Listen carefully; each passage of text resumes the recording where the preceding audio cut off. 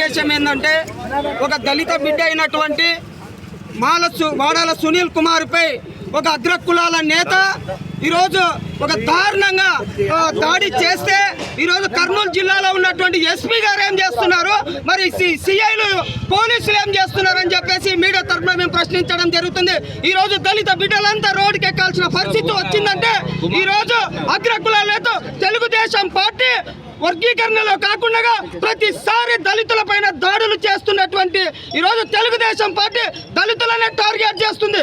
ఈరోజు నువ్వెందుకు అరెస్ట్ చేపించట్లేదని చెప్పేసి కర్నూలు ఎస్పీ సార్ గారికి మొన్న పోలీస్ స్టేషన్లో కూడా మేము వినతి పత్రం ఇవ్వడం జరిగింది.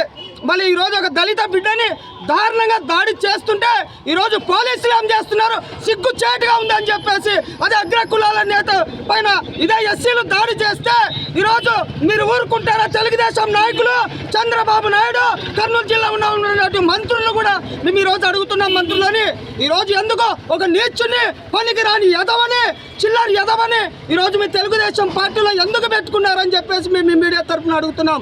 దయచేసి దళితుల ఐక్యత ఎక్కడైతే ఉంటుందో ఈరోజు దళితుల పైన దాడి జరిగితే బట్టలిప్పి కొట్టాల్సిన పరిస్థితి వస్తుందని చెప్పేసి మీడియా తరఫున చెప్తున్నాం. దయచేసి అర్థం చేసుకోవాలి.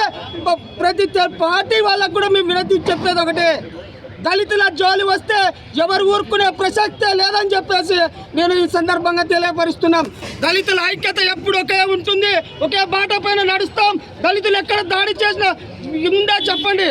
ఈరోజు మా దళితులను దాడి చేసి ఈరోజు హాస్పిటల్ పాలు చేస్తే కనీసం పోలీసులు కనీసం పట్టించుకోవడానికి పలకరించే పరిస్థితి కూడా లేదని చెప్పేసి ఈ